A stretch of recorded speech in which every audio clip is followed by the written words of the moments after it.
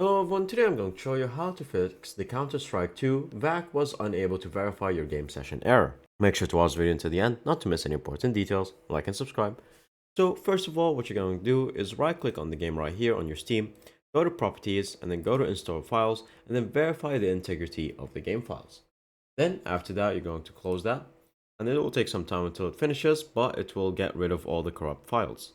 Now from here, you're going to search for Steam, right click on it and go to open file location.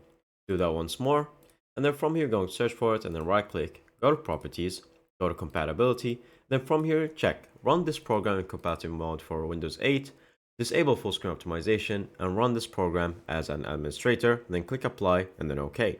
Finally, make sure that Steam is fully closed and shut down, so go to task manager, search for anything that's labeled Steam, right click and then end task, and then go ahead and restart the computer after you've done all the steps, and hopefully that should help. Thank you guys for watching. See you next time. Bye bye.